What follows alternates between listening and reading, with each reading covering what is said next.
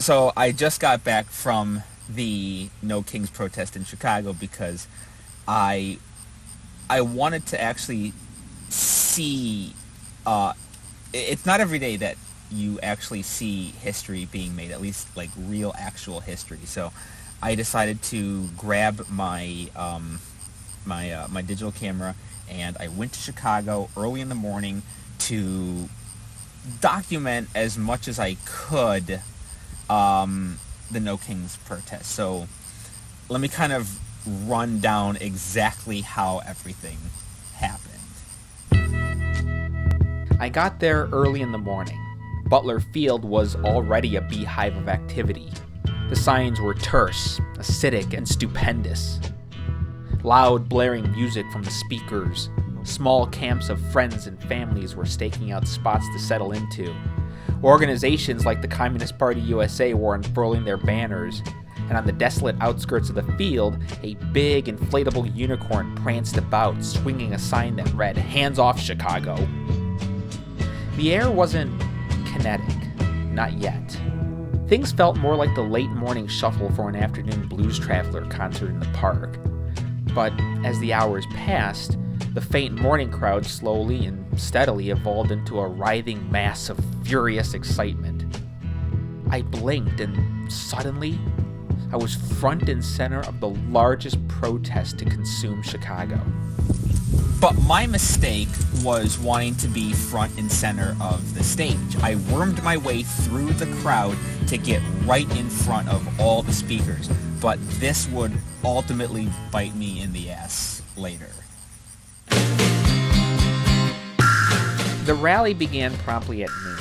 Union representatives, state representatives, ACLU reps, the mayor of Chicago, they all took swings echoing the fears and the pains felt around the nation. Mayor Johnson punctuated his fiery remarks by calling for a general strike, evoking the old days when workers stood up against Pullman and Carnegie. Illinois Representative John Jackson gave an equally impassioned speech, admonishing the administration and vowing to resist ICE occupation. Bob Reiter, the president of the Chicago Federation of Labor, all but stopped short of telling Trump to suck his cock. Governor Pritzker made a stunning appearance, at least to me, since I was convinced he would want to distance himself from so-called terrorists as he seeks a presidential run. He was met with a symphony of cheers and jeers. He spoke of the enduring spirit of Chicago and highlighted his stump speech with the provocative war cry that brought so many together that morning. The expression that was splattered across so many signs. Stay the hell out of Chicago. Credit must be given to the billionaire capitalist, however, for following a fiery condemnation of the capital class. The calcified body of Illinois Senator Dick Durbin was also present on stage to stand in solidarity, though from my vantage, all I could capture was the top of his head. Behind me, it was an ocean of people. Thousands of American flags, protesters draped in American flags, wild, sporadic chants of USA, USA, USA.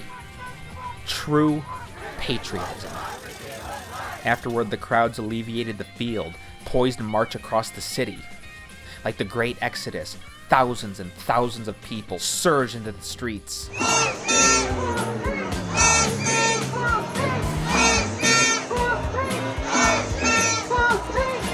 These were just a few of the chants, often to drums, that the protesters carried with them.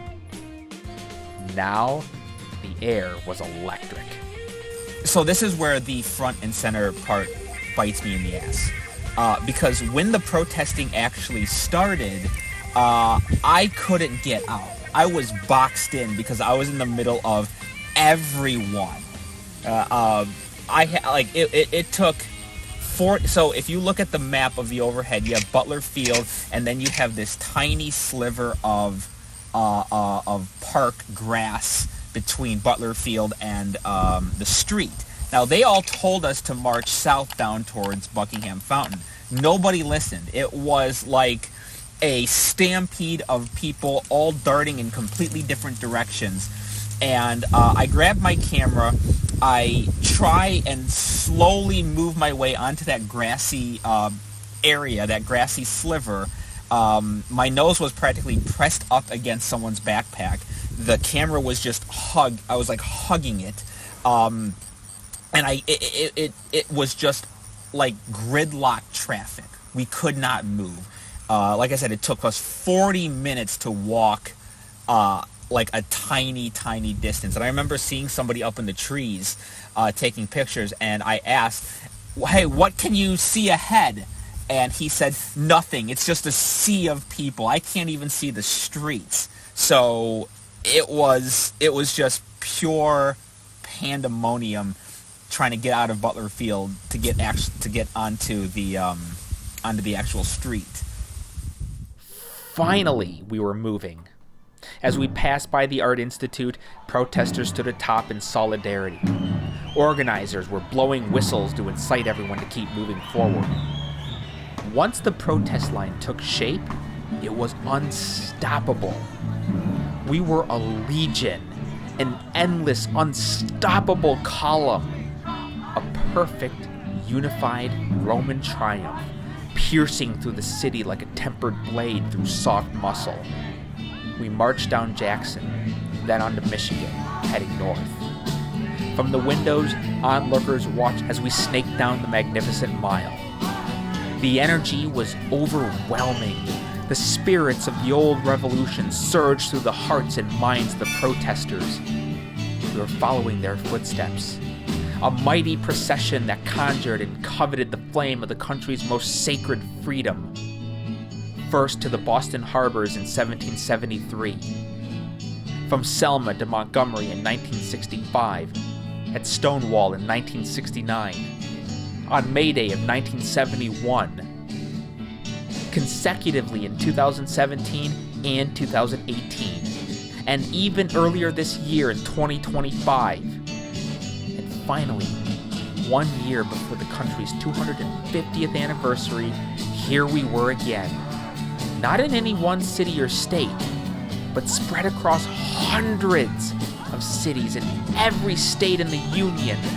Thousands of us, every race and creed, from bishop to imam, from country to country, all marching under one banner since the day we were founded.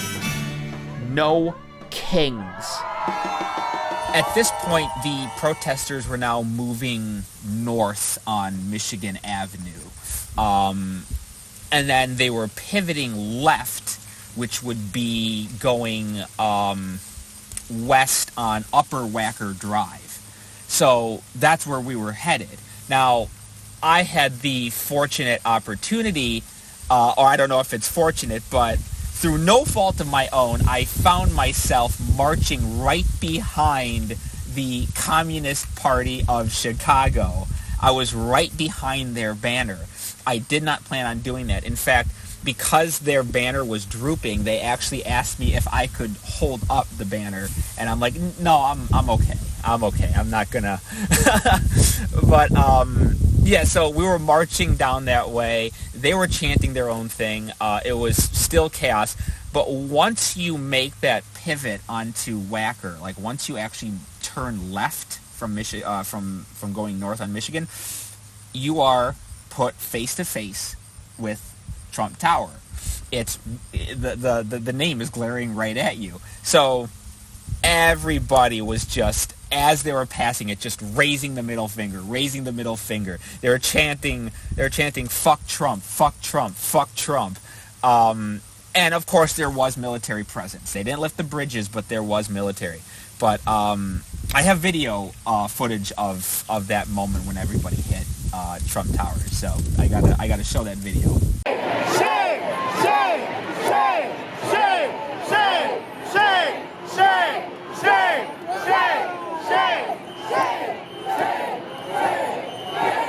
So I pulled into Chicago at around 9:30 in the morning. This was well before the protest, which started at 12.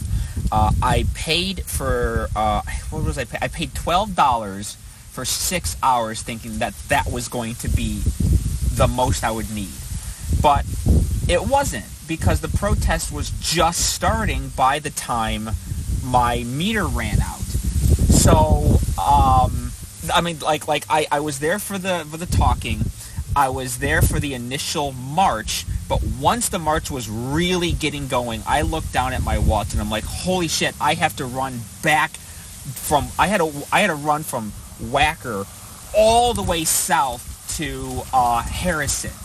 And I'll put up a map on how far that was, because I only had 30 minutes to get down to the parking spot before it expired. I get there and I'm like, okay, let me put in another 3 hours. Just, that's all I need. It's just another 3 hours. But the meter switched over to special event hours. The least amount of money for the least amount of time that I could put in was, I shit you not, $40 for 12 hours because of the event prices. That's fucking bullshit.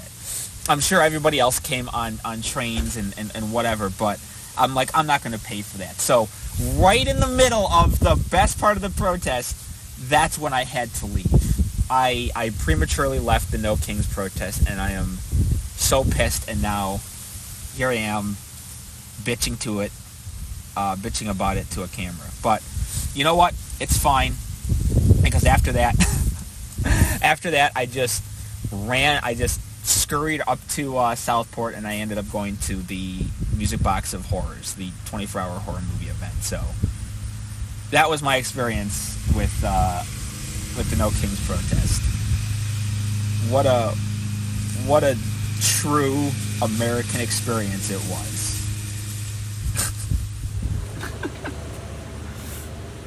Oh, Jesus Christ, my old bones on that. Okay. Oh, fuck, I forgot the cane. Okay. You're not recording me! Oh my god! Oh my god! Justin.